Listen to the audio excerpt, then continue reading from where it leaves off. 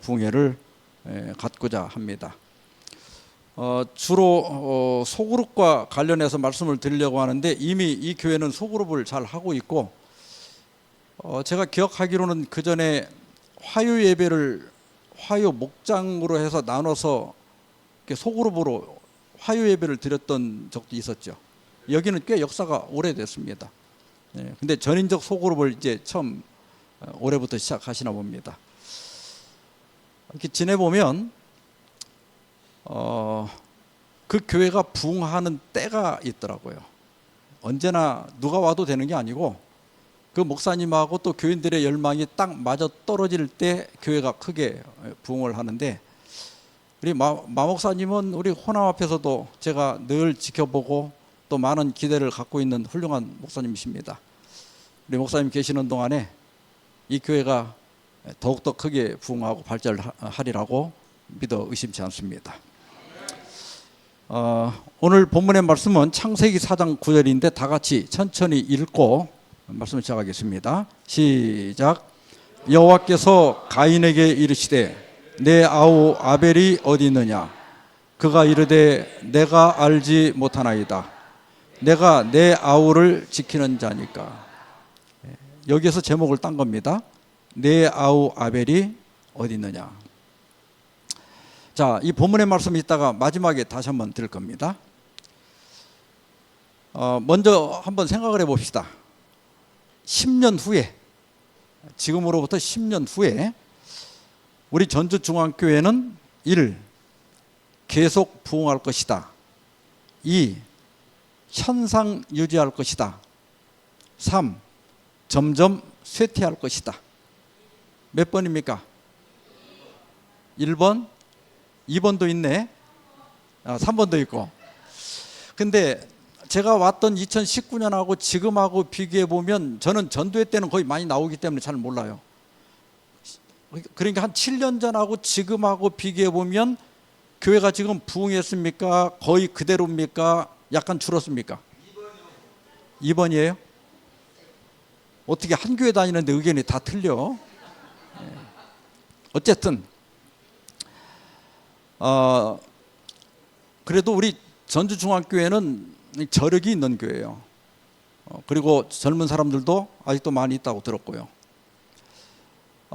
근데 대부분 우리 교회만이 아니라 일반 다른 교회들도, 개신교회들도 지금 교인 수가 자꾸 줄어들고 있거든요. 문 닫는 교회도 많고. 일단 애들을 안 낳기 때문에 그래도 여기는 대학이 있어서 젊은 사람들이 있지, 다른 데 가면 뭐 보통 일이 아닙니다. 제가 한 10년 전에 전도회 갔을 때만 해도 찬양대가 그렇게 좋았던 찬양대가 있던 교회가, 제가 작년에 가보니까 찬양대가 없어요. 노인들만 있어가지고 찬양대가 안 되는 거예요. 그만큼 지금 지방은 굉장히 심각합니다. 리타 메이 브라운이 쓴 여기 서든 데스, 뭐 그냥 번역하면 갑작스러운 죽음 그런 뜻이지만 그 뜻이 아니고 이 스포츠 용어예요. 승부를 가리지 못해 가지고 연장전에 들어갔을 때 어느 팀이라도 먼저 득점하면 무조건 이길 때 그 상황을 서든 데스라고 그래요. 한 골만 넣으면 이기는 거예요. 이 소설에 보면 같은 일을 반복하면서 다른 결과를 기대하는 것은 미친 짓이다.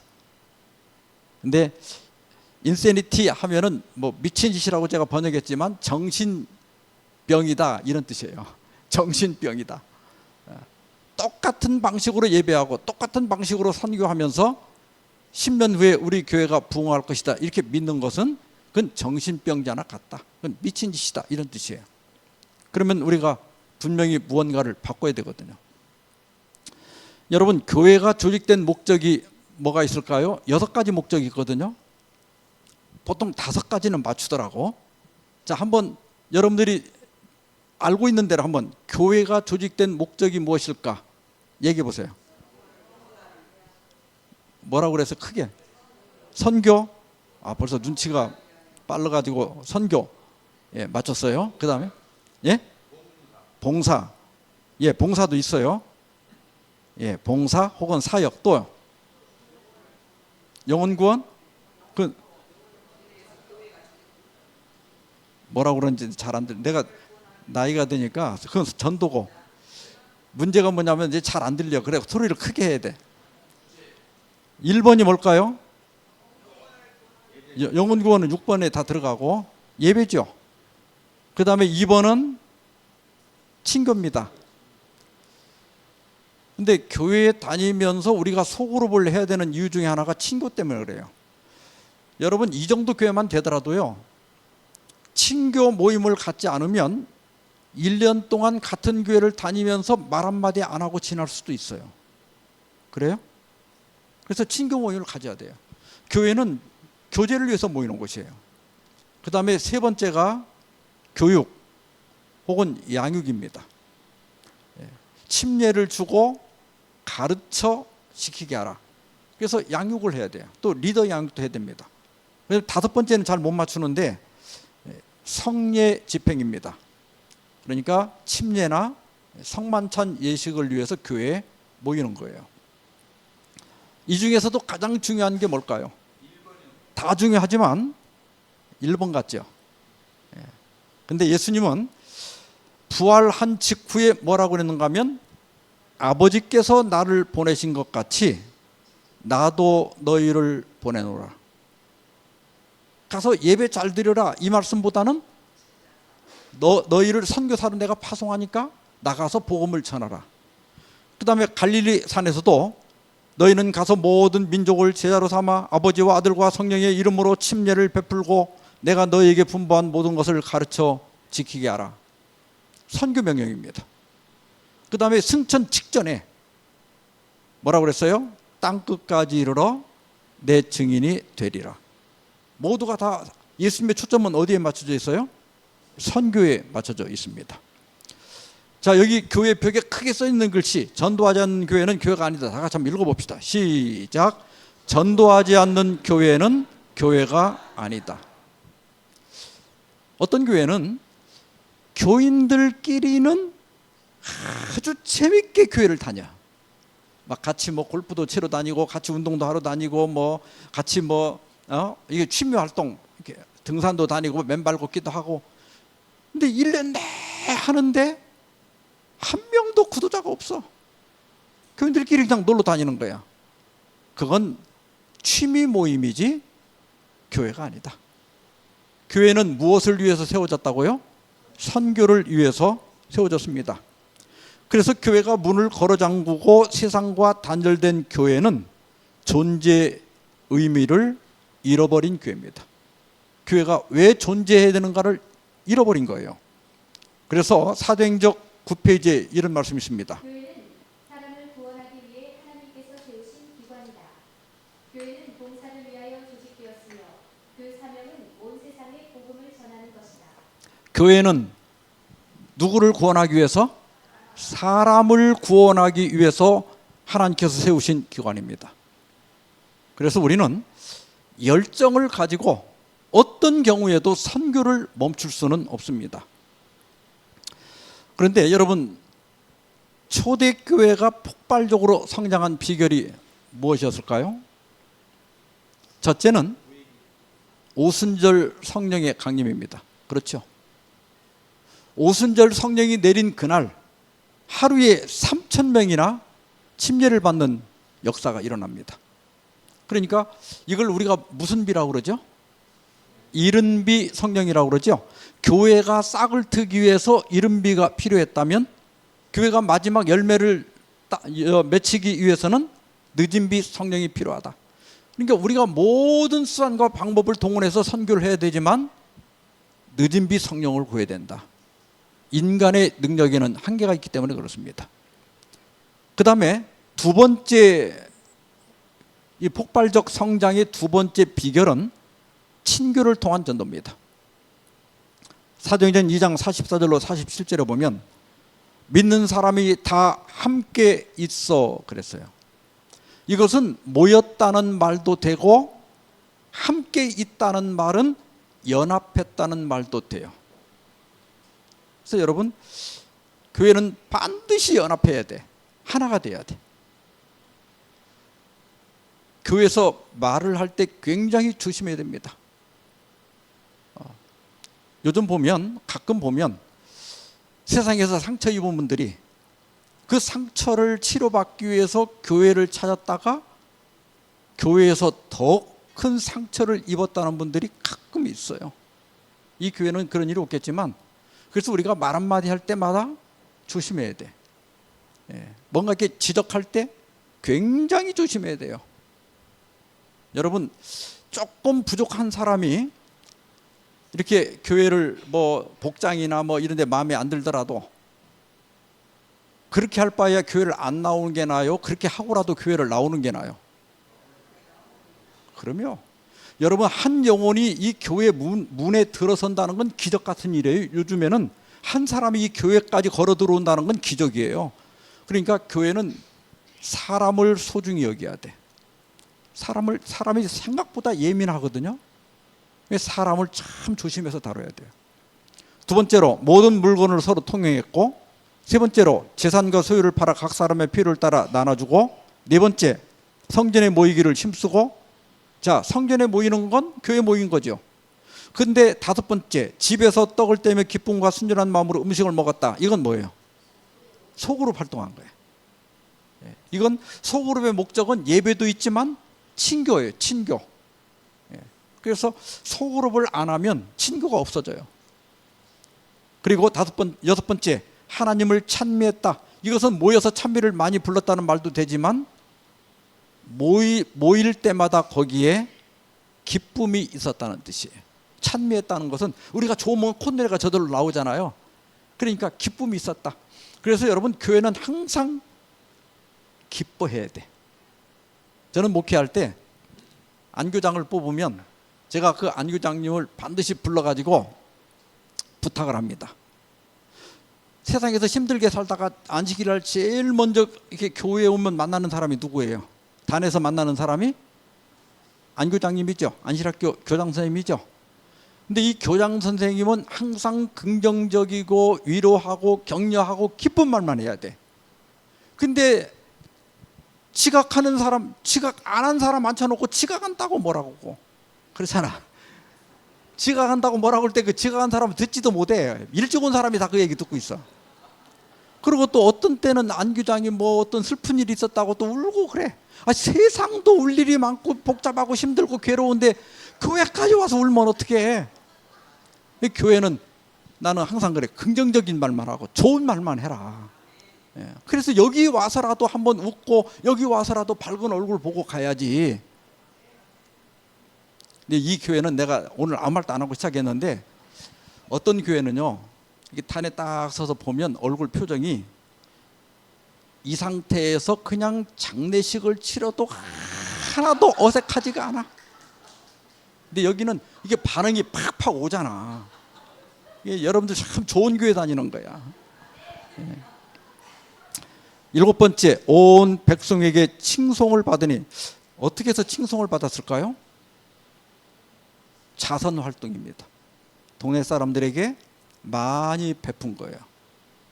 자, 이렇게 7가지를 행한 결과 주께서 구원받는 사람을 날마다 더하게 하시니라. 그러니까 7가지를 잘 해야 돼. 우리 제7안식일 예수재림교회가 처음 조직된 것이 1863년 5월 20일부터 23일까지 제1회 대총회를 가지면서 교회를 조직을 했습니다. 물론 이름은 1861년에 정했죠. 그러나 이제 조직을, 법인을 정식으로 조직한 것이 1863년 5월 20일부터 23일. 교회 대총회를 결의한 것은 21일 목요일이었어요. 이때 교회는 125개, 125개를 대표해서 20명의 대표자가 모여가지고 첫 총회를 가졌는데, 지금은 한 대표자가 3,000명 됩니다. 이때는 20명이었죠. 이게 어마어마하게 성장한 거죠. 그때 교회 수가 125개고 교인 수가 3,500명. 그러면 꽤 큰 것 같아도 교회가 125개면 평균 한 교회당 몇 명씩 있은 거예요? 빨리 나눠보세요. 3,500을 125로 나누면 이과 없어요. 이과 28명 평균. 그러니까 작은 교회들이죠. 물론 이제 큰 교회는 컸겠지만, 이제 목사는 안수 목사가 22명, 인준 목사가 8명, 30명으로 시작을 했습니다. 그런데요, 1870년부터 1900년까지 통계를 보면 433%나 성장했습니다. 어마어마한 거 아니에요? 400% 이상 성장한 거야. 그런데 이 성장의 비결이 무엇이었을까? 제임스 와이스는 배틀크릭 총회 때 이렇게 얘기했습니다. 우리는 우리 교회에 주재하는 목사를 두지 않는다. 물론 이제 교회가 125개인데 목사님은 30명밖에 안 되니까 목사님이 배치될 수도 없었지만 일부러 배치를 안 했어요. 이게 담임 목사가 없었어요. 우리 목사들은 모두 예수 그리스도의 초기 사역자들이 그러했듯이 선교사들이다. 그 결과 그들은 대부분의 시간을 가정의 복을 누리지 못한 채 지낸다.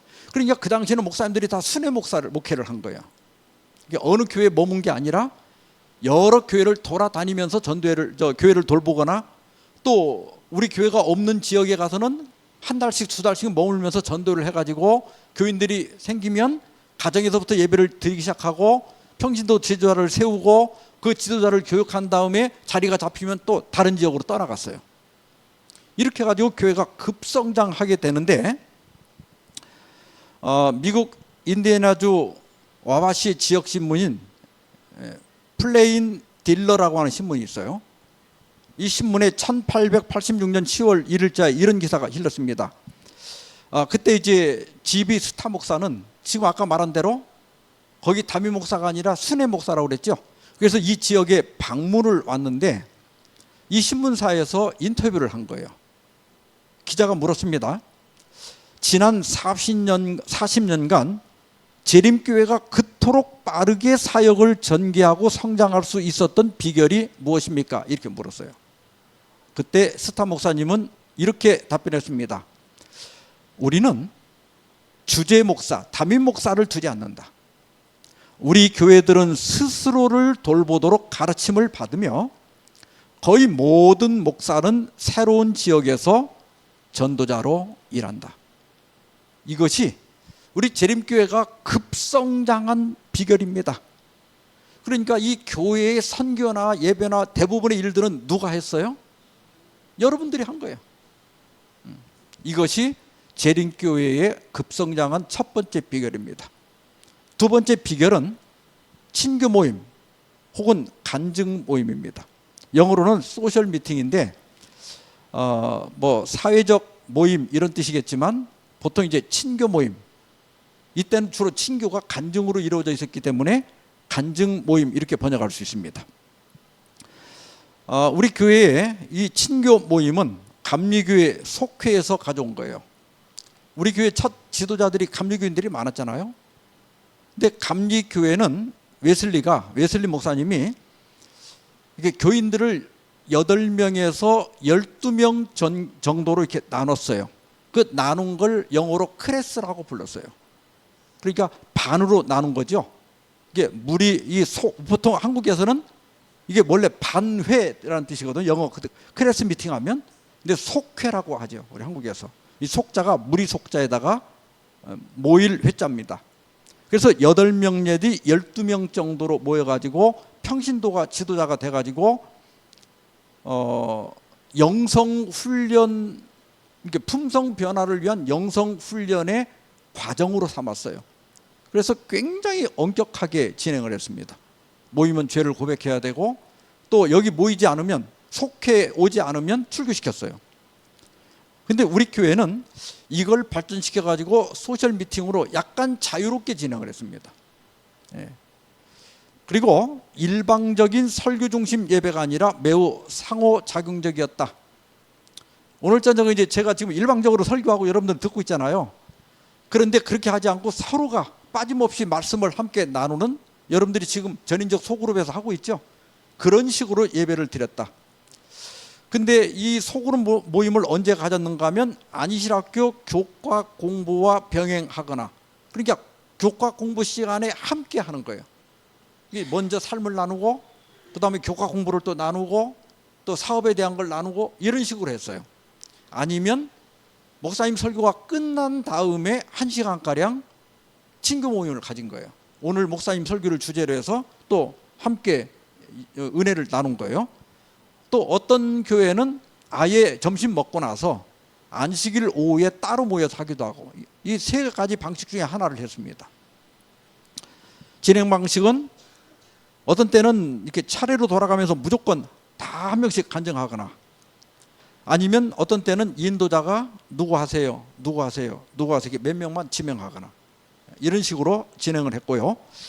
내용은 격려, 또 자기 신앙 경험, 하나님의 섭리, 응답받은 기도, 찬양, 고백, 권면 등을 1분에서 길어야 2분 정도, 너무 오래 하지 말고, 아까 제가 여기 보니까 1분 30초라고 돼 있죠. 이게 1분 30초를 기점으로 해서 좀 짧게 할 수도 있고 좀 길게 할 수도 있고.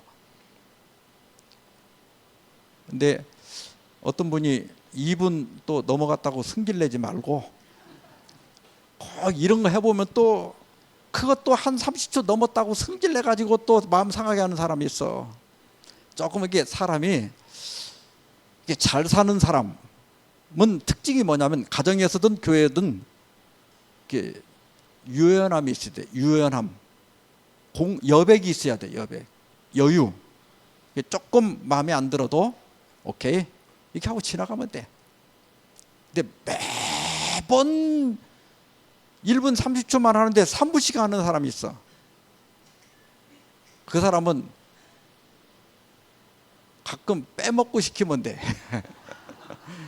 그 짧게 하는 것도 이게 안 되는 사람은 안 되더라고. 그런 사람은 이제 한 달에 한 번만 시키면 돼.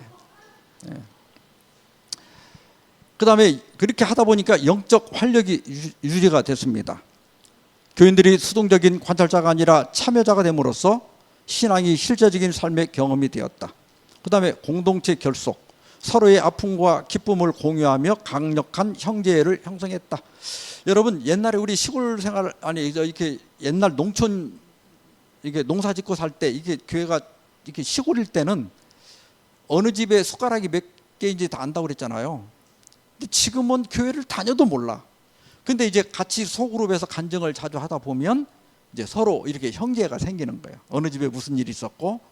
근데 이런 것들을 또 어떤 사람들은 밝히는 걸 싫어하는 사람이 있거든요. 근데 그게 정신적으로는 건강하지 않은 거예요. 그게 나를 탁 깨놓고 개방하는 사람들이 별 문제가 없어요. 근데 뭔가 이렇게 자꾸 감추니까 이게 병이 되고 문제가 되는 거거든요. 이것도 좀 우리가 훈련을 받을 필요가 있어요. 그 다음에 평신도 지도력 양성, 대중 앞에서 자신의 신앙을 표현하는 훈련을 통해 많은 평신도 전도자가 배출되었다. 교회를 다니면서 자꾸 발표를 하다 보니까 말을 잘하는 거야. 예. 자, 그때 한번 친교 간증 모임에 대한 증언을 2개만 읽어보겠습니다. 남부 캘리포니아 야영 집회에서 오늘 아침 5시에 가진 친교 모임은 지금까지 중 최고였다. 형제들이 무릎 꿇고 서로에게 고백하며 상한 마음과 눈물, 용서와 기쁨이 있었다. 예. 그 다음에요. 또 하나 봅시다. 스위스 바젤에서 새해 첫 안식일 설교가 끝난 후에 우리는 친교 모임을 가졌다. 많은 간증이 있었고 눈물로 흠뻑 젖은 고백들이 이어졌다. 유익한 모임이었다. 예. 이렇게 자기 신앙을 고백하거나, 또 지난주에 어떻게 또 서로 뭐 무슨 일을 하다가 이게 언변이 조금 어떻게 서로 안 맞을 때가 있잖아요. 근데 그거 반드시 풀어야 되거든. 그냥 두지 말고 그 다음 소그룹 모임 때 내가 지난 안식일 때 혹은 내가 식사당번 하다가 이렇게 했는데 미안하다, 이렇게 고백하고 서로 용서하는 시간을 가져야 돼. 그러면 더 친해지거든요. 이게 자기 개방이라고 그러는데, 자기를 개방하는 사람이 정신적으로 건강한 거야. 근데 뭔가를 자꾸 숨기고 감추려고 하니까 문제거든요. 자기의 어떤 뭔가를 이렇게 밝히고 싶지 않은데 누가 그 얘기를 하면 그 사람 원수가 돼버리거든. 근데 사람은요, 뭐가 있는데 감추려고 하는 것 같고 건들면 신경이 굉장히 곤두서는 걸 보면 그게 엄청 궁금하고 재밌어. 이렇게 자꾸 사람들이 말을 하는 거야. 그래서 어떤 분은 이제 이혼한 걸 자꾸 감추고 싶어 하는 거야. 그러니까 이제 이렇게 물어보면 가정 얘기를 안 해. 그게 궁금하니까 자꾸 볼 때마다 막 사람들이 막 속을 꿰뚫어 보려고 막 이렇게 째려보고 막 이렇게 하니까 그게 불안한 거야. 그냥 이혼했다고 해버리면 되잖아. 예, 그게 자기를 이렇게 개방하는 게 굉장히 정신 건강에 좋은 거예요. 이게 내가 먼저 확 해버리면 궁금한 게 있어야지. 뭐 다 알려줬는데 그럼 더 이상 나한테 관심이 없거든요. 뭔가 감추는 게 있으니까 사람은 감추면 궁금해갖고 쫙 들여다보고 싶거든. 이게 자기 개방성, 그게 정신적 건강에 좋다. 자, 이렇게 한 결과입니다. 여기 게리 벨룸 목사님은 캐나다의 사도행전 교회, 우리 재림교회 목사님이신데 이렇게 얘기했습니다. 사도시대처럼 성경적인 친교 모임을 지속한 결과 이 작은 재림 신자 무리가 기하급수적으로 성장하여 오늘의 제7일 안식일 예수 재림교회가 되었습니다. 통계에 따르면 1870년부터 1900년까지 교인이 433% 증가했습니다. 다시 말해 모든 교인이 매년 4명씩 그리스도께 인도한 것입니다. 전 교인이 평균적으로 한 사람당 매년 4명씩을 인도했다. 대단한 거죠. 제가 2019년에 왔을 때 7명 침례받았거든요. 그것도 여기 전 교인이 다 동원돼서 침례받은 게 7명이야. 물론 그 해에 아마 꽤 침례를 많이 줬다고 들었거든요. 예, 뭐 20명인가 하여튼 줬다고 내 들었는데, 예. 하여튼 우리 교회가 이렇게 많이 성장했는데, 그 다음에 9번째 보세요. 목사 부임 후 교인 수가 늘어나면서, 목사가 부임하면서 교인 수는 늘어났는데 그렇게 교인 수가 늘다 보니까 간증할 시간이 부족했고 점차 설교자 중심으로 바뀌었다. 자, 그러자 영적 침체가 왔습니다. 초기 신자들의 뜨거운 첫사랑이 식으면서 나눌 경험이 고갈되었고, 그러니까 사람이 자기 삶을 나누는데도 이게 한계가 있잖아. 이제 할 얘기 다 하고 나면 이제 한 2, 3년 하고 나면 더 이상 할 얘기가 없어. 그러니까 영적 친교 모임을 계속 갖고 또 반을 계속 돌려야 돼요. 친한 사람끼리만 놀면 안 돼요. 1, 2년 간격으로 반을 완전히 다 갈아엎어야 돼. 그래야 다시 또 새로운 삶을 나눌 게 생기거든요. 그리고 이제 간증은 상투적인 문구로 변질됐다. 그 다음에 안실학교와 분리입니다. 초기에는 안실학교와 친교 모임이 유기적으로 연결되었으나 점차 성경 공부 중심으로 바뀌면서 친교 모임이 사라졌다. 그래서 대충해서 다시 이걸 살리기 위해서 교과 공부하기 전에 그 하는 거 뭐 있죠? 그 전문 용어로 뭐라 그러지? 뭐라 그러지? 뭐 이거 뭐 이렇게 뭐 전도 활동 같은 거 서로 얘기하고 간증하고 하라고 그러잖아요. 근데 그렇게 하라고 해도 잘 안 해, 걔들이. 그리고 이제 토의식으로 하라고 그래도 여기는 내가 어떨지 모르니까 오늘 얘기하는 거야. 내일 보고 얘기하기보다 오늘 하는 게 나을 것 같아. 교사들한테도 토의식으로 하라고 그래도 그냥 교사님들이 혼자 다 얘기해. 그러니까 공부 안 해갖고 와도 그냥 가서 들으면 되거든. 그러니까 공부 안 해갖고 와. 저희 집사람 다니는 교회도 올해부터 소그룹 모임을 시작했거든요. 집사람이 교과 공부를 2번, 3번씩 해. 왜냐하면 가서 발표를 해야 되니까 공부를 열심히 해갖고 하는 거야. 그래서 리더가, 그 선생님, 교사가 30% 이상 발언하면 안 돼요. 대부분 돌아가면서 자꾸 말을 하게 시켜야 되거든요. 그래야 공부를 해갖고 오는 거예요. 교사가 100점짜리 가르치는 것보다 30점짜리 교인들이 스스로 깨달은 걸 얘기하게 하는 게 더 많이 남아요. 그 100점짜리 아무리 완벽하게 가르쳐도 10%도 안 남아. 자기가 얘기한 것이 더 오래 남는 거예요. 그래서 자꾸 본인이 연구하고 은혜 받은 걸 발표하게 해야 돼요. 그리고 교회 성장 둔합니다. 친교 모임이 사라지면서 회중은 단순한 예배 참여자가 되고, 우리 어렸을 때도 교회 갈 때 예배 보러 가자 그랬거든요. 보러, 구경하러 가는 거야. 예. 그리고 성도 간 친교와 공동체 의식이 사라지면서 선교가 활력을 잃게 됩니다. 그래서 북미주의 전도연구소 소장인 러셀 버릴 목사님은 이렇게 얘기했습니다. 1901년 이후 교회는 친교 모임을 없애고 오전에는 안식일 학교 수업을 언제부터요? 1901년부터.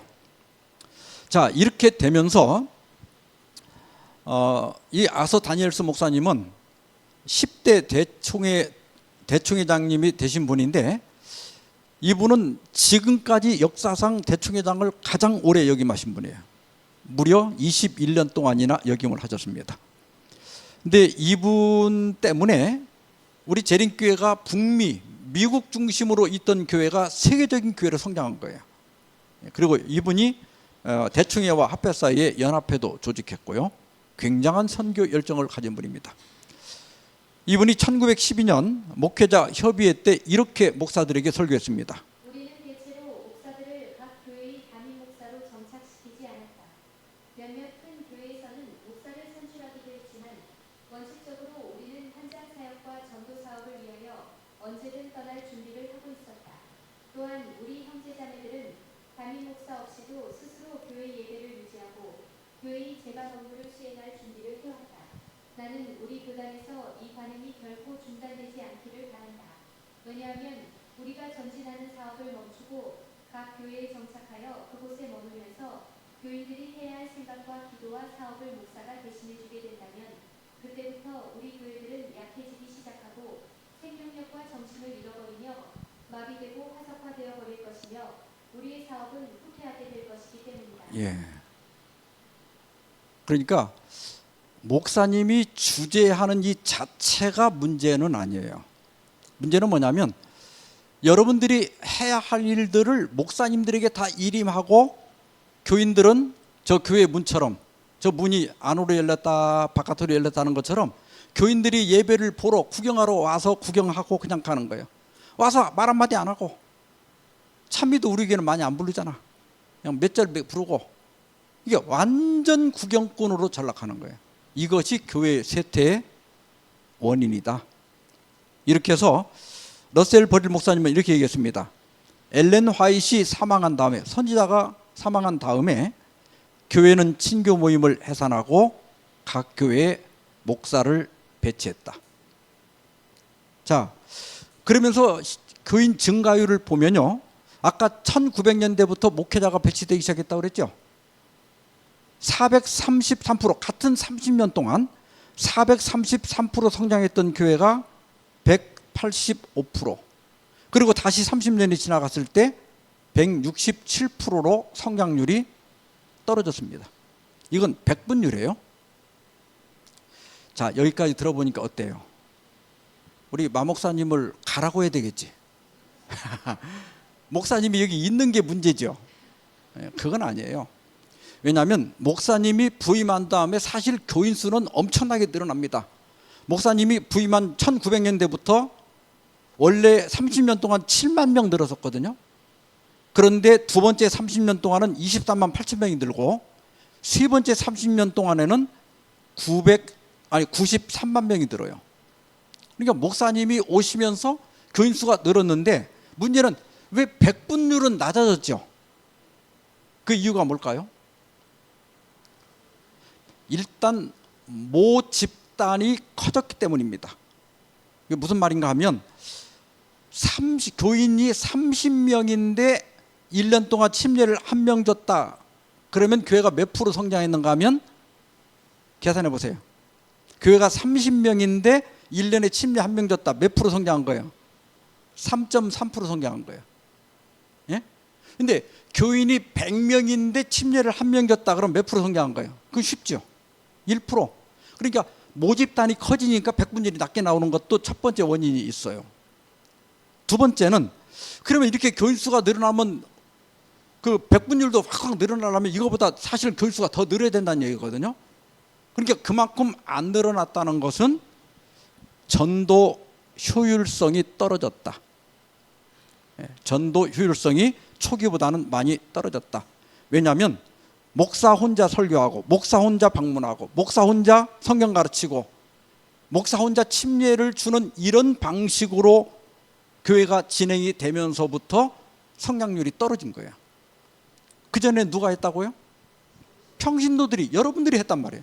집사님들, 장로님들이 다 전도사였어.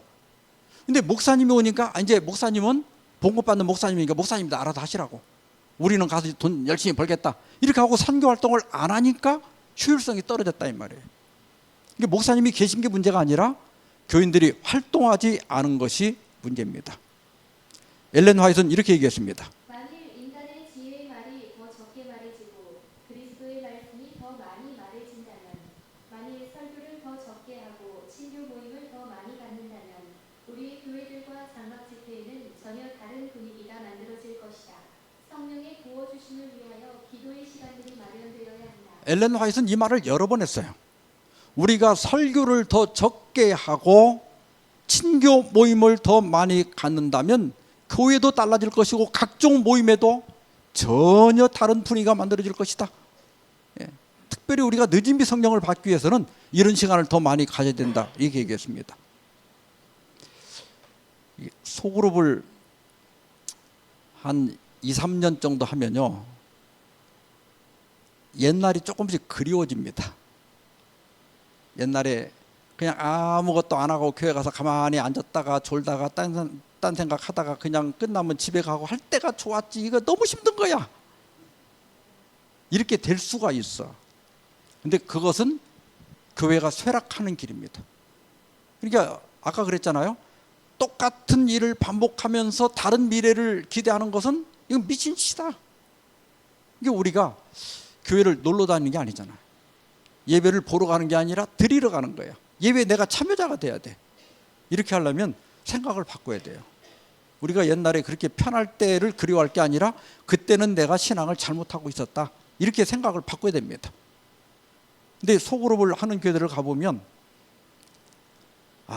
꼭 한두 명이 3년이 지났는데도 반대를 해.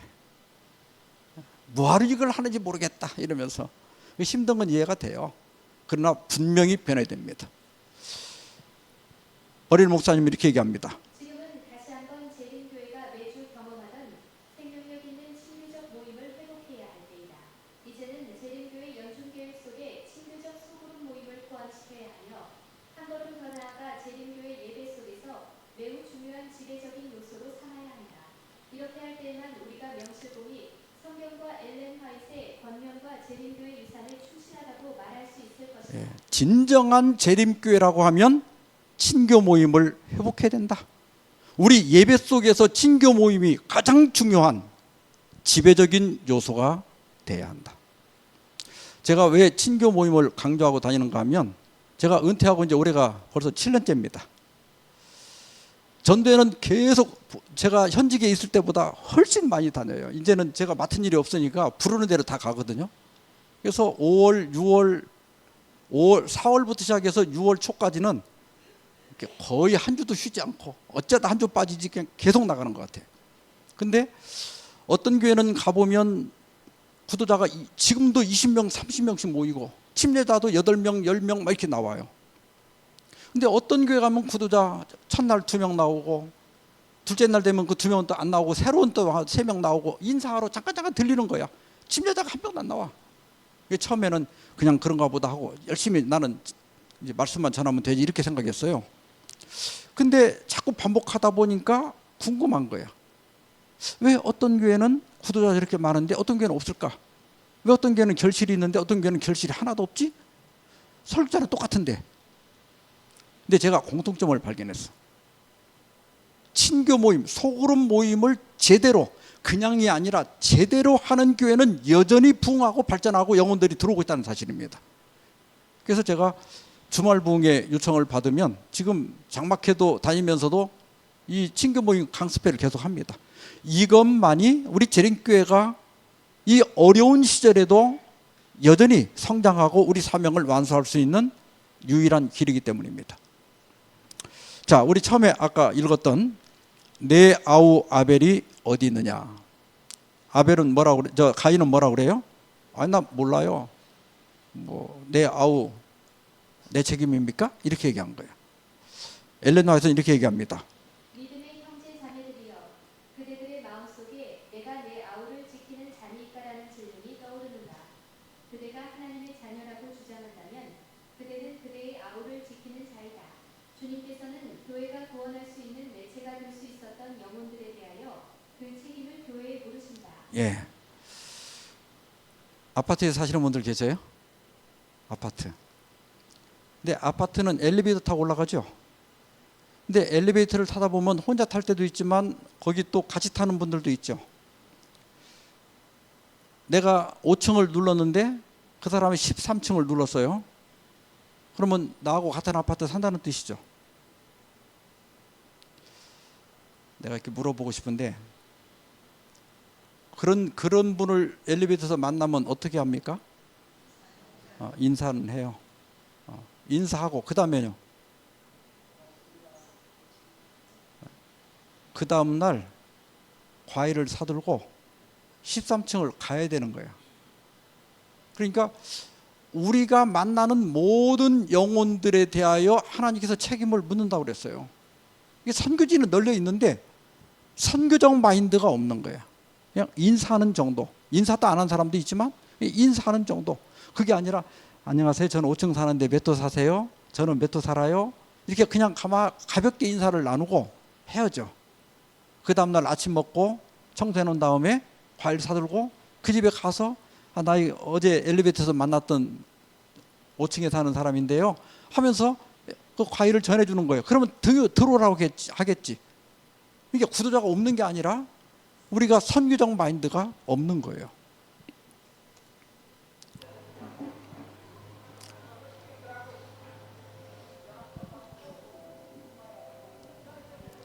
2013년 4월 루마니아에서 3살짜리 아이가 15m 우물에 빠졌습니다. 11시간 동안이나 구하려고 했지만 이 우물 직경이 30cm밖에 안 되기 때문에 사람이 들어갈 수가 없는 거야. 11시간이나 지나다 보니까 애가 놀라기도 하고 춥기도 하고 산소도 부족하고 그래가지고 애가 나중에는 울음소리가 안 들리는 거예요. 근데 크리스티안이라고 하는 이 소년이 14살인데 학교 갔다 오다가 사람들이 모여있으니까 구경을 갔어요. 그리고 얘기를 들어보니까 그 아이를 자기가 아는 아이야. 그래서 보니까 자기는 덩치가 작으니까 내가 들어가서 구해오겠다. 그래가지고 이제 처음에는 그냥 해보려고 하다가 나중에 이제 정 안 되니까 머리에다 랜턴을 씌우고 이제 허리와 다리를 밧줄로 묶어가지고 이제 거꾸로 내려보냅니다. 그리고 아이 손을 잡으면 발을 탁탁 차기로 했어요. 신호를 보내기로.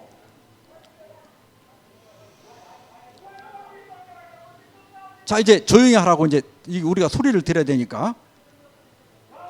그러다 이제 신호가 오니까 이제 올리고 있죠. 이제 크리스찬 발이 이제 곧 나옵니다. 저 발이 나오고 저 손끝에 이 꼬마가 네. 3살짜리 가브리엘이라고 하는 아이입니다. 남자아이입니다. 예. 근데 엘렌 화이트 당시에도 우물을 파다가 그 우물이 무너져서 사람이 묻힌 일이 있었어요. 이제 그 사람을 구원하기 위해서 온 동네 사람들이 다 나서가지고 마침내 그 사람을 구조했습니다. 그러면서 이렇게 얘기합니다. 한 사람을 구하기 위해 그와 같은 열심과 관심과 큰 열성을 나타내는 것이 너무 지나친 일이었는가? 물론 그렇지 않다. 그런데 일시적인 생명을 잃는 것도 이러하거든. 하물며 영생을 잃어버린다는 것은 얼마나 중대한 일인가. 한 생명이 죽게 된 사실이 사람들의 마음에 그렇게 강렬한 감정을 불러일으켰다면 그리스도를 떠나 있는 사람들의 위험을 깨닫고 있다고 주장하는 사람들은 잃어버린 한 영혼에 대해 더욱 깊이 염려해야 하지 않겠는가. 하나님의 종들은 그 우물 속에 파묻혔던 사람에게 나타낸 것과 같은 열성으로 영혼들을 구원하기 위하여 힘써야 하지 않겠는가. 아멘입니까? 예. 전주중앙교회는 원래 선교 열정이 있어요. 또 찬미도 아주 열정적으로 하시는 교회인 줄 제가 알고 있지만 이번 기회에 우리가 다시 한번 선교에 대한 그런 다짐을 다시 한번 갖고 끊임없이 이 교회가 새로운 영혼들을 구원하고 특별히 소그룹 활동을 통해서 우리 자신도 성장하고 서로 간에 형제를 나누는 아름다운 교회가 되길 바라면서 오늘 말씀 마치겠습니다.